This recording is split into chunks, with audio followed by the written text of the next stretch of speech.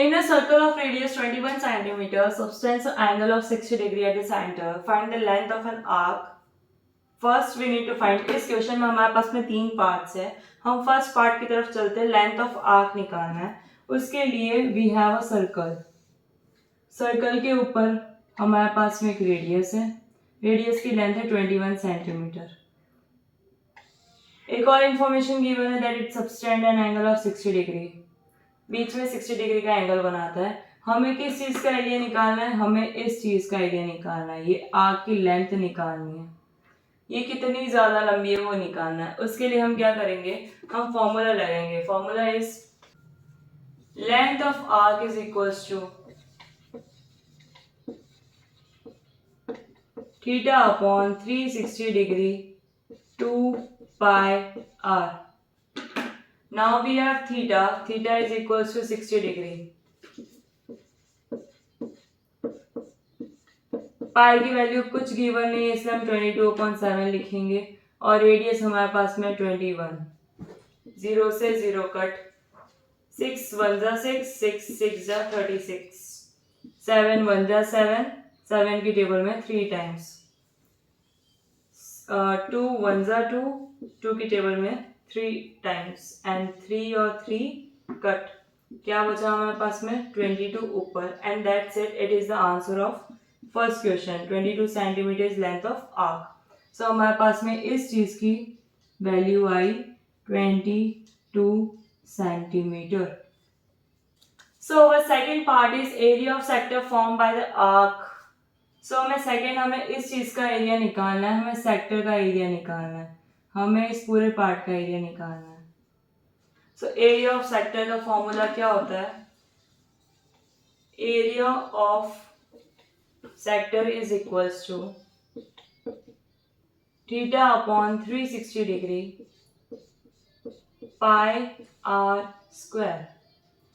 Theta की value कितनी है हमारे पास? 60 डिग्री. पाई की वैल्यू 22/7 और रेडियस का स्क्वायर मतलब 21 को 2 बार लिखेंगे हम. चलो कट करते हैं. 0 से 0 कट. 6 की टेबल में 1 टाइम्स, 6 की टेबल में 6 टाइम्स. 7 1 जा 7, 7 की टेबल में 3 टाइम्स.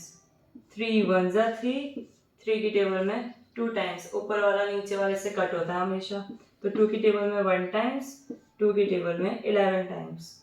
क्या बचा हमारे पास में? 11 और 21. अगर मैं उससे मल्टीप्लाई करने जाऊं तो मेरे पास में आंसर आएगा 231 सेंटीमीटर स्क्वायर. ये हमारे इस चीज का एरिया निकला. किस चीज का? इस वाले पार्ट का area 231 centimetre square. Then our third part is area of segment formed by the corresponding chord.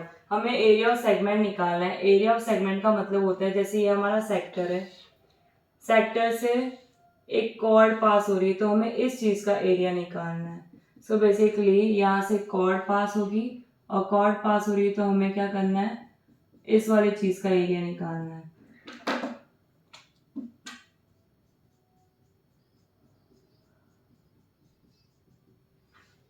सो ये हमारा क्या होता है? सेगमेंट होता है. Area of segment is equals to, इसके लिए भी हमारे पास में डायरेक्ट फॉर्मूला है which is theta upon 360 degree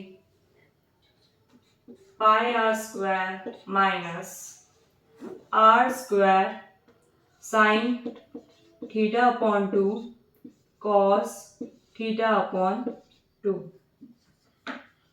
theta की वैल्यू क्या है हमारे पास में? 60 डिग्री इंटू पाई की वैल्यू 22/7. रेडियस हमारे पास में 21 2 times minus radius again 2 times. अब ये एक पार्ट है और ये दूसरा पार्ट है कैलकुलेशन का.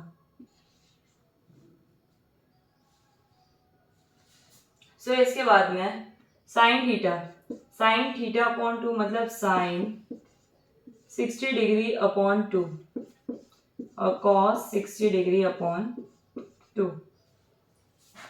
0 से 0 कट. 7 की टेबल में 3 टाइम्स, 6 1 जा 6, 6 6 जा 36, 3 1 जा 3, 3 की टेबल में 2 टाइम्स, 2 और 22 11 टाइम्स कट। ये क्या बचा यहाँ पे 11 और 21 माइनस 21 21 441 मल्टीप्लाई बाय साइन 60/2 मतलब साइन 30 डिग्री और कॉस 30 डिग्री। अब ये क्या आ जाएगा हमारे पास में 221